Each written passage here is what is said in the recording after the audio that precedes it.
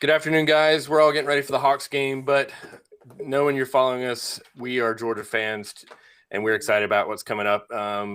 The big weekend recruiting on campus. We are joined today by Brent Rollins of UGAsports.com, and he is on Twitter at PFFBrent, PFF_Brent. And so by that, he also works with Pro Football Focus. And on top of that, he's got a killer podcast with Tug Cowart, Georgia by the Numbers. He follows and studies and brings the same sort of looks or stats that I like to follow and stuff. So I'm excited to have him on. Brent, welcome. Good afternoon. Thanks for having me. Anytime we can. I enjoy talking football with anyone. Yeah, exactly. I know. And people who follow the same things that I follow now, hey, all right, let's talk football. I love it. Yeah, we've been doing it all spring. You and Dane and all those guys over at UGA Sports. I mean, that's 24/7. I mean, well, sorry, that's not them, but 24/7, 365. Free shout out to those guys. And up top, or on my screens up top, Grand Coffee Dog out west, and he's been out west, and he has been sort of taking his official visits in his own right this month. So we've been down this month, but we are back, and we're excited to talk about the Georgia offense. So I think we're all excited. We've been talking, and Graham and I have been arguing with some of the things that we hope and expect to see out of Georgia offense. And Brent, talk to us about where we are as a team offensively, and just sort of where we are in the sport overall with what we got to expect and what we need out of the offense. Well, if as you said, you listened to the podcast with Tug and I. One of our phrases that we continuously said that we should have put on a T-shirt in some way was offense just means more. And it does. And that's today's game has evolved to that. And Nick Saban recently has done a bunch of interviews where he's talked about that. Other coaches have, and the math just favors it. And if looking at offense, and we'll kind of get into the whole drift to the passing game, but it's fun. And I'm an offensive guy. I coach football and coach a lot of offenses. I coach the offensive side. We do as much fun things as we can and read game and things like that offensively. So, it's evolved to the point where it's truly basketball on grass. And I love it, because to me, that's what makes the sport great, is when you have great quarterbacks and great offenses on the field. It makes it that much more interesting. Yeah, I guess my question would be, Brent, to go a little off script here. I know we've got some numbers and stuff that Josh is going to share, but I feel like there's been a big kind of argument within the media of, has Kirby Smart evolved and caught up to this trend? And the Saban quote, like you referenced earlier, got thrown around a lot during the season last year as Georgia kind of struggled in the passing game under Stetson Bennett and DeJuan Mathis.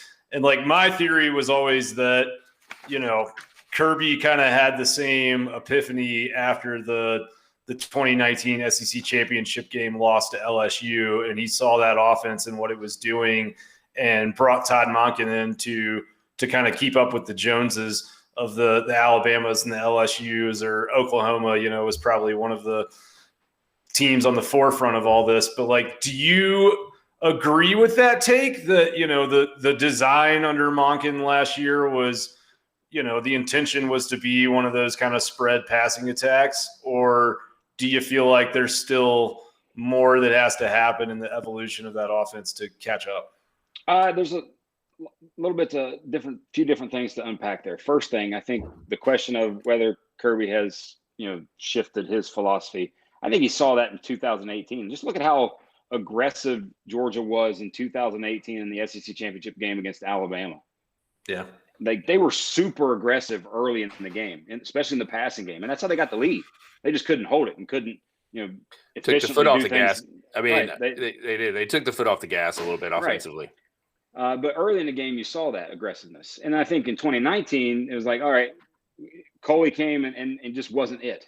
And you could see that. And that was quickly there. There were some things that I think he brought to the offense that gave it a little bit of diversity, but the consistency, especially in the passing game, was just not there. And then obviously the hiring of Todd Monken, to me, is just hey, we are going into, this is what we're about. We're about still being a pro-style offense, but attacking through the air primarily because that's what he's known for, and that's what he's done at every stop he's been. But secondarily, looking at just Georgia's offense in general, I think they are creeping there. There are still certain things from their offense that, from my perspective, in the college game at least, they don't take advantage of from an efficiency standpoint. That when you look back at this past season, Steve Sarkisian gave the absolute perfect blueprint for what Georgia should and want to be offensively. Still throw the ball on early downs, max protect, play action pass, but constantly attacking in the passing game while still being powerful in the running game, using a lot of 2 tight end sets, things that they do. And there's some evolution there that I think they can get, especially when we look at some of like average depth of target for UGA quarterbacks last year with JT, Stetson, and Dewan versus somebody like Mac Jones a season ago. So there's a lot of efficiency things in college football that I think they aren't quite taking advantage of, the bubble screen game, that kind of thing, that I think they're gradually getting to. But the downfield element, the mid-range, the sort of middle part of the field, the 10 to 20 yards, and the down the field power of the passing game is there. There were layups consistently provided last year. They just didn't hit them, at least not till the end of the season, obviously. Right. Yeah. Well, I mean, let's jump in, and we had shown the graph up there shortly, just sort of talking about where the offenses in college football have gone. It's clearly becoming much more of a 50-50, if not, advantage to the passing game as opposed to running the ball. And you can see these numbers increase every year in the college football era. And that's kind of what you're talking about, Brent. You're saying that, Georgia may be lagging behind and catching up that, but this offense is poised and potentially what we saw at the end of last year, ready to sort of compete with those elite offenses. Oh, 100%. They should be able to compete with anyone and everyone offensively this year. There's too many weapons, especially now with Gilbert and Toe. There's too many weapons. There's too much depth. There's too much talent across the board. And you have competent and possibly, high-level play at the quarterback position. Right. Yeah. Well, and I think the other aspect of that is I think the number that got thrown around in the offseason was that Monken only installed, 30% of his playbook last year. So – well, Brent, in our notes, you talked about sort of like 2 plays that we started the conversation out with, and this is JT's first third down in the Mississippi State game, and it goes for a sack. Right. Well, that's one where early in that game, I think it may have been the play right before that, he threw what should have been a pick, and it just got dropped, and then that play, it was like, okay. That's someone who is in their first live action game in however long it had been for him. I don't know, like 13, 14 months at least, something like that. Okay. But that was what that was. Yep. And then here comes a similar play later in the quarter or later in the half where he just, you're thinking he's already got his game. It's a little bit, game speed is increasing a bunch, right? Very much so. And that's that play right there. And then previously, I think the Pickens touchdown came before that. On the run throw to Pickens in the corner of the end zone, like those couple of throws there where you're like, okay, now we got a little something. And yeah, I can places where he hadn't been able to before. I know exactly. I mean, this is like you can just feel the energy in the stadium and all across Dog Nation. Just go, oh my God, this is what we've been missing the entire season. I mean, Stetson played great for a handful of games, but it was clearly that we were being limited a little bit on quarterback play. Yes. Well, yeah. I mean, it is what it is. But I think with Daniels now, you feel like you have that at least competent level of quarterback play. Yeah, I mean, putting a ball, on the sideline on a rope like that against cover 3 at the end of the half on a 1st and 20 play when everyone knows, probably what's about to happen in a game that close that Georgia's going to try and go get points before the half. Like, we haven't seen that in Athens, that type of vertical passing threat, I would argue at least since Aaron Murray, and maybe even going back to Stafford. I don't know that JT has quite that big of an arm, but it's definitely just, I mean, as an offensive coordinator, doesn't this just open everything up? Yes, it does. And especially for someone who has the background that Monken has in the pro game, as well as, sort of that air raid background where, and you saw it with, when you look at Stetson, JT, and Dewan, all three of them, their average depth of target was all in the top 5, top 10-ish of the entire FBS Power 5. So they are constantly pushing the ball down the field. And Interesting. from an accuracy standpoint, I think Josh just put it on the screen there. What you saw when JT took over, as much as anything, is giving receivers a chance to make plays. That data specifically there, that's how so one of the things that we do at PFF is, in addition to all the grading of a particular play and all the various, like the mountains of tendency and tracking data that we have and all things that we have, we do ball placement charting. So that's what these numbers reflect. So you look at Daniel's, the accuracy, the one that says accuracy, that is just, so for example, if you take a bullseye around, the chest of the receiver, that's, hey, an accurate throw is in a certain range. Then the second one, catchable, inaccurate, goes to all right, it's a little bit outside that bullseye, outside the frame, but it's something the receiver can go get. The third column is uncatchable, inaccurate. Basically, nobody's touching that. And if you look at the bottom there with Dewan, that was, by the way, the highest in the Power 5 for anyone with his minimum level of attempts. Wow. And then that last column is accurate plus, which is one of the throws that the third down or the 1st and 20 throw that Josh just showed. That was where you're putting the ball absolutely. That's the bullseye. The other bullseye hitting from a throwing perspective. So if you look at just catchable balls that Daniels threw, he dwarfed Stetson Bennett, and that was where, that's where you started to see the offense pick up more than anything. Is the receivers just had opportunities to actually go make the plays and go make catches. Right.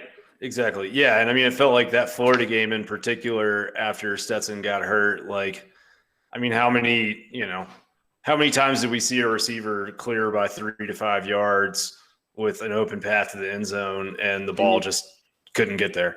Well, you're 6 inches too far. You're a foot too short. 6 inches is great. It's very generous on some of those balls.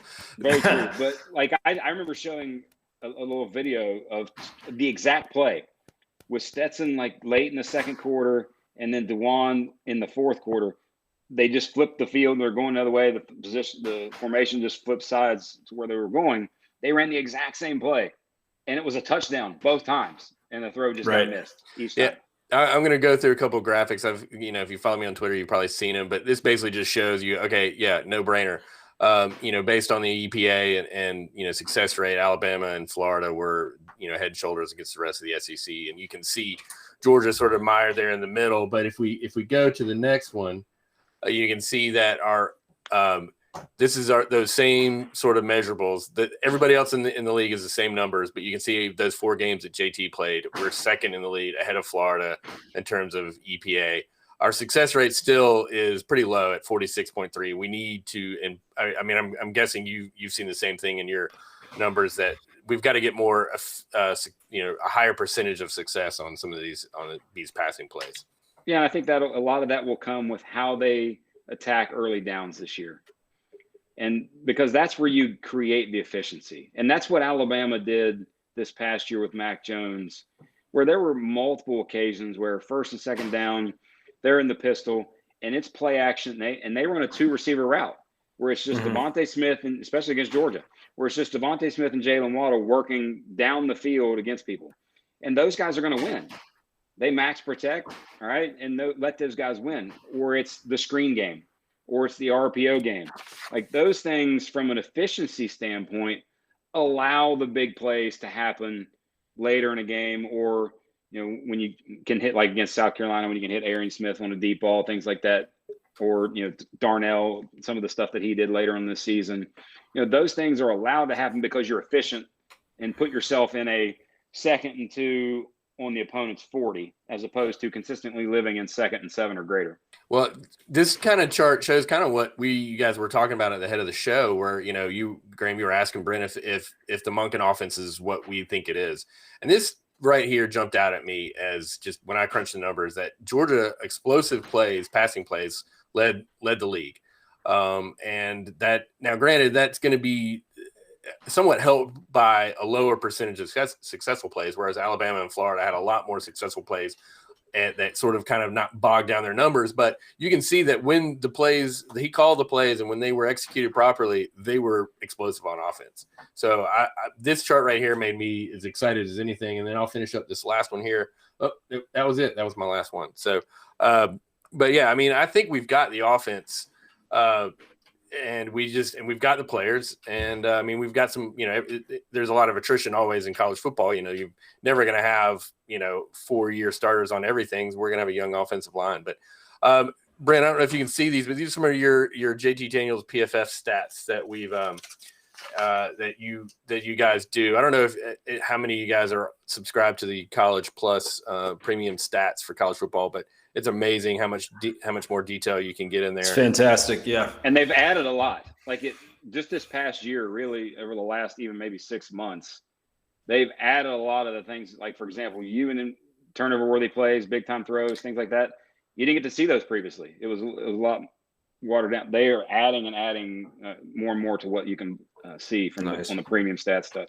All right, so we've shown some of the good plays, the 4 plays or 4 or 5 plays in the Mississippi State game, which is clearly the best game we had on offense. I mean, none of them were bad, but do you want to talk about sort of, if there was regression or if there's reason to be, concerned or pump the brakes a little bit that JT is going to have just pick up where he just left off last season? You can see there's turnover worthy plays that you just spoke about. Can you sort of talk about some of those or any of these? You talked about the depth of target right there. You can see that was kind of down. Cincinnati's a good defense, but I don't know. Give us some of these numbers when we look at them, because when you get to PFF, there's just a crap load of information. So these are some of the ones that are highlighted. Talk a little bit. Well, let's go sort of. We'll start with big time throws, since most folks know that's completion percentage and yards per attempt. So big time throws for PFF are basically the best throws. And in our grading system, and if you look, it's online, you can see, if you go and you really want to know, you break it down, but it's basically every play is graded. Every player on every play is given a grade. Now that doesn't always necessarily have to be a, plus minus something like that. It's between -2 and +2, where +2 is Eli Manning to, what is his name? Mario Manningham or something like that. The guy, the one on the sideline in the Super Bowl. Yeah. Like that's like all-time great throw, play, that kind of thing. Game winning, that kind of thing. Versus most plays are typically in the, plus 0.5, -0.5, things like that. When you get to big time throws, those are our highest graded throws. So +1, +1.5, +2 in terms of degradations. So, and what a big time throw is in addition to the grade, it's, ball location. And a lot of times, you're putting the ball further down the field. You're throwing it into a very tight window. Like the throw like one of Daniel's big time throws against Mississippi State was the one you saw on the sideline, the Burton a little earlier. And the other throw to Burton as well for the long touchdown. Those were 2 of his big time throws in that game. And a lot of times that ratio lends itself to pushing the ball down the field. You have more opportunities for those type of throws versus, say, like against South Carolina, where the yards per attempt, a little bit down. Some of that drops, but still yet, maybe you get a screen pass that James Cook takes for 20. Well, that's an expected play. That the quarterback's not getting, a massive grade for that. They're not getting a grade upgrade because all they've done is caught the ball, make the fake, throw the ball out to the side, and put it an accurate throw. That's an expected play. A lot of times, a 0 graded play. So that's why you see his PFF grade of 95 in that first game, passing grade, because of the high level of difficulty combined with the big time throws that he's making. And here's the key to all this, both big time throws, grade, and then turnover worthy plays. It's independent of outcome. So if he puts that ball to Burton on the sideline, perfectly, and it literally just goes right through his hands, does that impact JT Daniels' grade? No. He's positively graded for the throw. He can't control whether or not the ball's caught. Right. So that's the biggest thing that I think anyone wants to that our grading system, and which has been sort of perfected, I think, as best as it possibly can, because there's always some level of subjectivity to any of that stuff. Sure. But we've seen so much over the years, and we train so much on what we have to do, that the grading comes to the point where it individualizes what someone is asked to do. And quarterback play, more than any of the others. All right, so let me ask you this question real quick, Brent. Like with the sacks in the Cincy game, does that, like, there was a lot of instances last year where we saw JT maybe hold on to the ball a little bit too long, try to play the one we just saw a little ball. bit ago. Yeah, exactly. So I mean, like in that instance, is he getting points deducted from his grade in those situations, or is the offensive lineman that, lets the guy come free, or is it dependent on if, right at the snap, the offensive lineman whiffs on the block, that's not on JT, but if, there's decent protection and everything breaks down and he doesn't throw the ball away when he should, then he's getting docked. Kind of give me an idea how that works, if you don't mind. Everything you said is factored into that. Okay. So and this is one of the things that, gets missed a lot of times. And Georgia was actually really bad at this past year. And it sort of reared its ugly head in the Cincinnati game, was pass protection from the running back position. Like those guys are asked to pass protect as much. And when you looked at, I think it was in the neighborhood of like 57th or 58th out of 65 in terms of running back pass block grade. One of the lowest in the Power 5, basically. So it's something that another offseason will improve. But all of that is factored into the grade. When you look at offensive line play and then even running backs and tight ends coming back into that as pass protection, there's only so much they can do. At a certain point, the ball has to come out. Like right there, I think the one that was just on the screen, that Josh had on the screen, that was on Kenny McIntosh all day. Boom, whiff. Yeah. Instantly there. That's nothing there. Now the turnover, by the way, that still is a turnover-worthy play because he's running around and fumbles the ball. So those kind of things, all of that is taken into context. But the key being is, what can you as the individual at your position control? So if McIntosh gets whipped right there, you're now under pressure. Is that sack on you? Would it be? No. But like, for example, against South Carolina, I think there was a third down, maybe it was a second down, or early in the second quarter, somewhere in the second quarter, where he just hold it, and then he broke the pocket towards the South Carolina or towards the Georgia sideline, and got sacked. That's on him. And then when we put those pressures, and it's actually, by the way, in the premium stats. If you look at under position and then QB, like allowed pressure, I think Spencer Rattler, by the way, led the Power 5 in terms of percentages of pressures that were on him, that were on the quarterback. And that's, right. And this is a big topic in the NFL too, because we've shown, and the predictive part of that is that quarterbacks consistently can control their pressure rates. Somebody like Russell Wilson, who you see scrambling around, or Deshaun Watson, they consistently are pressured more than other quarterbacks because they hold the ball too long. Versus someone like Drew Brees, or I'm trying to think of others who have sort of quicker time to throw.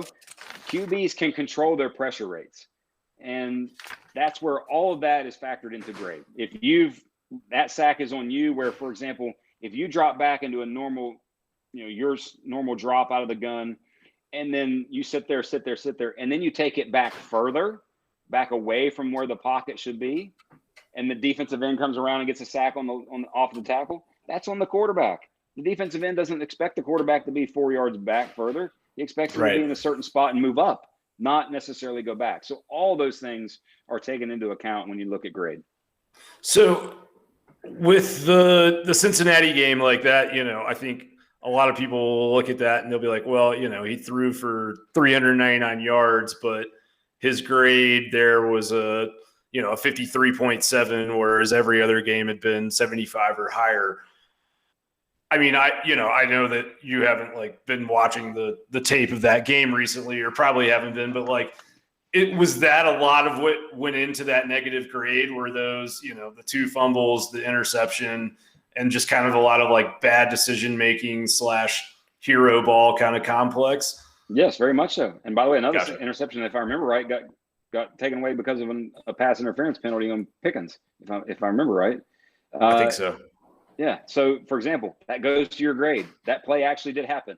That's one of the things where that play just doesn't cease to exist because there was a penalty and you moved 15 yards forward. You still threw a ball up for grabs that got picked.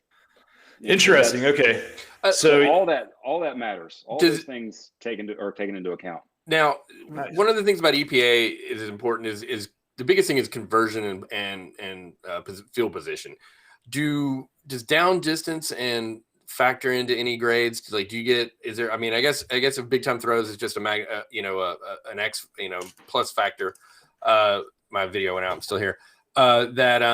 Does it factor in, like, if it's a third down and 17 or a third and 11 that he converts? Does that factor in? It does, especially if you're pushing the ball down the field or pushing the ball into a tight window to make a big play like that. Yes, of course, all those things are going to factor into play. No, but in terms of the Cincinnati game, what you asked, Graham, I think that's the biggest, like, in terms of analytics truth that I think that you can have now. One is that you have to be a threat throwing the ball. The passing game is more important. Thus, the players that impact the passing game, QB, wide receiver, cornerback, pass rusher, have more value. Their positional value is much greater. And by the way, these things are at a much greater magnitude in the NFL because we have way more years of data and it's way more passing game driven. The second thing is that traditional sort of quarterback and running back stats can massively lie, whereas the grade tells you exactly what happened. For example, a couple years back, we got ripped because Aaron Rodgers had like 70 grade on a game. He had 420 yards and 4 touchdowns. But like 3 of those touchdowns were balls he threw 5 yards for a screen, and then somebody took 70 for a TD.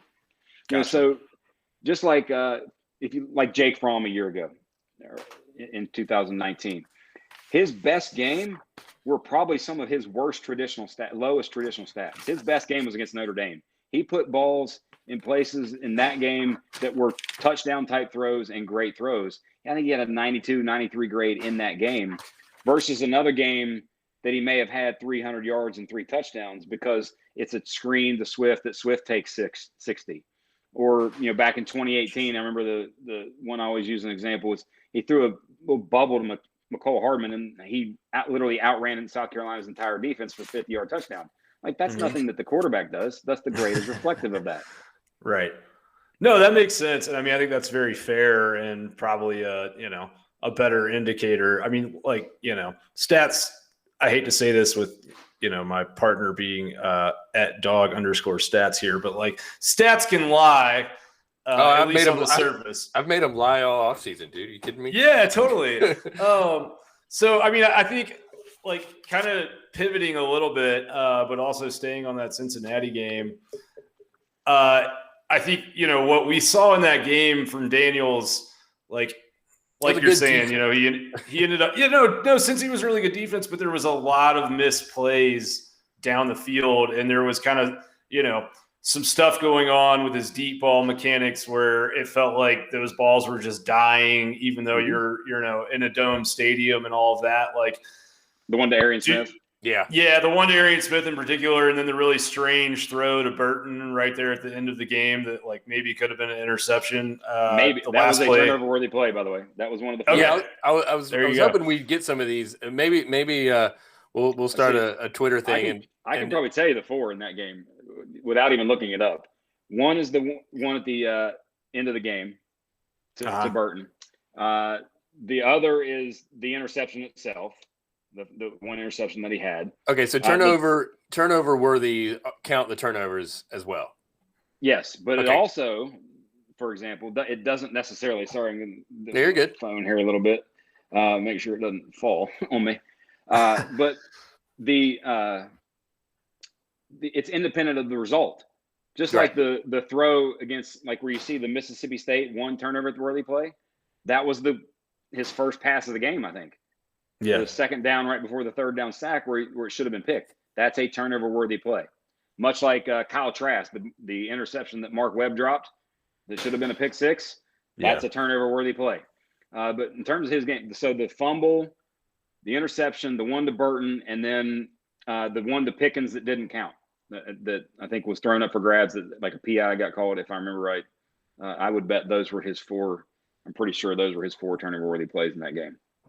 Interesting. Okay. No, that makes sense. I mean, I guess, because I mean, you're a PFF expert, but you also are a football coach, and you have a wider breadth of knowledge just outside of the grading system. So, like, we've had a lot of debate, and I think there's been a lot of like conversation amongst Bulldog Nation kind of coming into this next season of like, you've seen that throw from JT Daniels, like we showed earlier, where he's pushing off his back foot and he's putting it on a rope into the sideline against cover 3. And it's an NFL caliber throw. And then you see kind of some of these weird throws against Cincinnati where his hips are opening up really early and the ball's sort of dying on him, and the downfield accuracy really isn't there. I mean, I guess going into next, this coming season, like, it feels like there's a lot riding on whether, we get kind of good JT downfield or bad JT downfield. I'm just kind of curious, like, if you have any thoughts on that as it pertains to how the offense works, or if you think that could have been a knee injury issue because we know we had it cleaned up again in the offseason, or just where you stand on what to expect from him this year, I guess. I expect them to break the points per game and yardage per game record. The school record. I like that. Go Dogs. I should just fade to black right now and we're out. No, that's awesome. I mean, I have that expectation just because now things can happen. Yeah. All that. Sure. Who knows? But with their schedule, plus with the weapons that are there, and I felt, and now I maybe didn't necessarily felt this way, no Pickens, no Gilbert, but with Gilbert in tow now, like, that guy's unreal. He's just so good, and it's going to be such a matchup. I mean, the things that they can do offensively, and I've had even conversations with some of the people in and outside of the building of those same sort of, the things that you can do, like with Darnell and Gilbert on the field together, is just, and James Cook and Burton. I mean, it's an offensive coordinator's dream scenario. Right. The key is not. Now, we'll say this from an overarching perspective. I think for their offense, I don't see them being Alabama-esque in that, like, for example, Alabama a season ago, Najee Harris basically had the entirety of their sort of rushing and receiving from the running back position. Devontae Smith, Jalen Waddle, Mechie were highly concentrated in terms of their numbers of targets and where they were getting the ball. It was those three guys, and then when Waddle went away, it was, they throw in some Slade Bolton, throw in some Billingsley. But it was highly concentrated versus Florida, where Florida had, like, I think 10 guys that had at least 100 yards receiving, and another 10 or 11 that had at least 15 catches or something, like 10 or 15 catches. This spreading it out kind of thing, where it's just so many weapons that everybody on the field is a threat. I think that's more Georgia this season, is kind of like Florida a season ago, where everybody's a threat. There's no one guy that you're going to be paying attention to, or two guys, and you're going to look up at the end of the game and you're going to see this guy has 80, this guy has 70, this guy has 70, this guy has 60, and then your quarterback's got almost 400 yards passing. Right. And all these different, 6-7 guys have tons of yardage. No, I mean, I'll take it however it comes. I mean, if they decide to concentrate it, that's fine with me. But no, it's definitely exciting to think about, and it can kind of boggle the mind a little bit when you really do start considering all of the matchup problems that all of these different skill talent players can create. Like a guy the size of Gilbert with his route running ability, and on and on and on. With Georgia's offense and that running back position, it's kind of something we've discussed on here quite a bit this offseason, is like, a guy like Kenny McIntosh struggling as he does to block in the pass game, like, may affect his ability to be on the field as a every down back, or affect the offense's ability to hurry up in certain situations.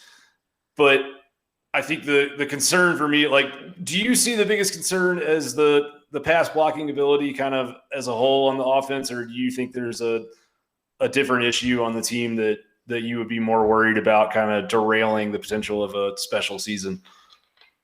No, I mean, obviously it begins and ends with the quarterback position, but independent of, if you get, like hopefully 15 games from JT. If you get those, you get that. Independent of that, I honestly don't have any worries in terms of that, because the offensive line, people will speak to the offensive line, and you want to see it, but to me, there's too much talent there, right, for there not to be at least average to above average play. And that's the key. That one of the things that PFF have shown is offensive line play specifically is not necessarily about having Andrew Thomas and Isaiah Wilson as elite tackles and elite type first round caliber players on your roster. It's not necessarily about that, and especially at the NFL level. It's about not having a weakness. It's about not having someone who is a sort of replacement level player whose grade is, you would say below 65 or something like that, 65 or lower. When you start getting in that range, now you're getting into someone who defenses are going to consistently attack and make sure that you are aware that this guy has a weakness and you're going to have to account for it. And I think there's too much talent on the offensive line that they'll figure it out. They'll have to find their best five, and that's what fall will be about. I tend to think, to me, my opening day, like we had a piece on UGAsports.com a while back, like who's your opening day starting offensive line? Dane tallied the votes and just sort of there. Mine was, I assumed it would be actually Warren McClendon at left tackle, Sawyer at one of the guard spots, Erickson at center, and then Schaefer, and then Broderick Jones at right tackle. Just because, like, to me, Warren McClendon profiles a little bit more as a left tackle than he does a right tackle. But whoever it is, it doesn't matter. There's talent there, and they're really good from a talent perspective, and the recruiting rankings tell us that, and all those things. So I think they're going to get at least solid play across the board there, to where it's not going to be a breaking point for them.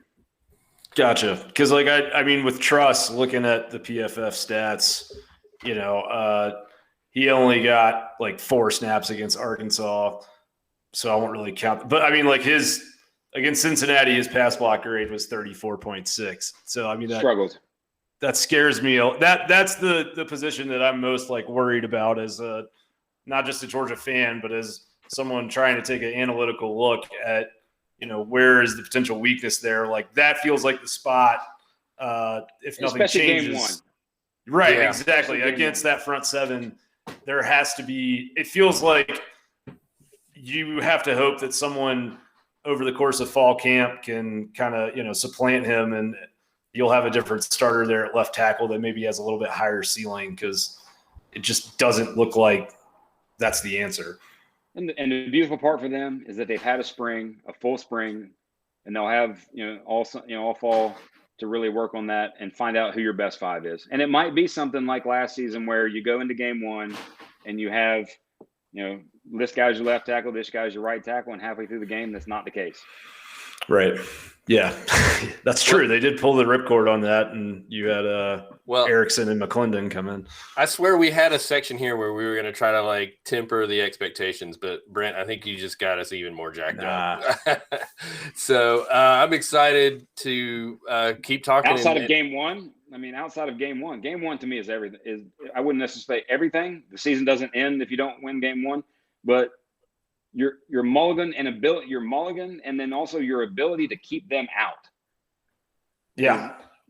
That's like, if you go into and you beat Clemson, if you're Georgia, you beat Clemson game 1, and you run through and you're undefeated in the SEC championship game, and you lose to whomever, LSU, Alabama, whatever, and you're whatever and 1, and you beat them, you're in, and they run their slate.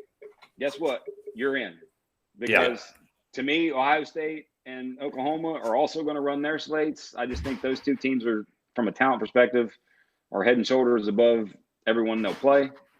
And thus, it's to me, it's down to, 2 SEC teams or 1 SEC team in Clemson. Right. Now, something Totally. crazy can happen, and the season could be flipped on its side. But I know I'd rather be getting Clemson in game 1 than game 12 when DJU has another 12 games of experience, and people are saying that he's likely the number 1 pick in the 2023 draft. 100%. Yeah. And I guess let me ask you this real quick before we let you go, if you don't mind calling your shot. Like, I've heard a few people that I think are maybe foolish and are asking for trouble predict some regression for Alabama and, the potential for Texas A&M to supplant them. Like, do you see that at all from your chair? Like that Alabama has the potential to be a 2 or 3 loss team this year? Because we've really never seen that more than once, and that was with the starting quarterback going down. Is Nick Saban still the coach? Exactly. That's what I'm saying. Thank you. He just signed an extension. Right. He didn't, say, hey, I'm going to be done at the end of the season. He said, I'm not done for a while. Yeah. He recruited one of the best classes in the history of ratings. I mean, so yeah, he wants to see those boys play. Now I will say this, from a talent perspective, both Texas A&M and LSU are going to be the ones that give Alabama the most issue. Auburn could be a little interesting just because I think Carson is a really good coach. Him recruiting in the SEC, that's yet to be determined. But taking players who are already there and making them good, I have no doubt that he can do that. But A&M, the key for A&M, though, is who plays quarterback. Like, the same guy has taken every snap of quarterback for 4 years. You might think you have a guy, but you don't know. Now, Alabama, you could say it's the same way, but that guy is also the number 1 recruit in the country a year ago. So, right. Well, Georgia thought they had a guy in Mathis until the lights came on, and it was a different story. So, yeah, and I mean, even with some of these highly recruited guys, yeah, like the chance of them being really good is definitely higher, but you never know until we see these guys play. It's hard to count them out or to count them in. Alabama's going to be just fine. Unfortunately, I think you're right. I think that'll be the case until if you're someone asking else me is in charge. If you're asking me as a fan, I want to go through Alabama to get to the top. So, Brent, you've been awesome. Thank you for your time. We're getting ready for the Hawks game, and we'll do this again. I mean, we started digging into the offensive line.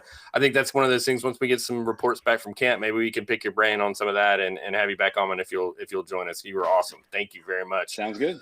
Follow Brent. Yeah, it's a pleasure. Thanks, Brent. Follow Brent at Brent_PFF_ what is it? I'm sorry, I got it on this. PFF_Brent. Yep. And he writes for UGAsports.com, and he's bringing this stuff like he shared with us a lot. You probably know that already. And once the season kicks off, you're going to be doing the podcast with Tug, right? Yep. Bulldogs by the numbers. We'll probably start that around August, a couple weeks before the season starts. Thank you so much. And I believe if you're not a subscriber to UGAsports.com, I believe at the end of the month, you've got a few more days to sign up for 2021. Yep. And it's like $20 for the first year. $20 for the first year. And by the way, if you're into recruiting, I follow it. I can't follow it as insanely as most of those folks do and as good as they do, but Blaine Gilmer and Jed May and another guy who's on the site, Ben Bachman, I think is his last name, but they have been absolutely destroying it. The Vault, which has all the recruiting nuggets, it's loaded constantly. And by the way, recruiting is on steroids right now as it is anyway. So. So get your subscription this month and get a recap of all the visits we got that came in June. Graham writes for dogsports.com, and you can follow him at Dog Out West. And he's there arguing and promoting our fan base every day that he can. Graham, anything else you want to add before we get ready for the Hawks? I'm glad to see someone with Brent's level of analytical knowledge finally come around and agree with me that Georgia's in line for a special season, because now I look like less of a homer than I have before. So no, just really enjoyed this. Thank you so much, Brent, for coming on. Super illuminating and had tons of fun. So all right, hope you guys have a good rest of the summer. All right, go Dogs and go Hawks. That's right. There you go. Yeah, I'm looking forward to this game. All right.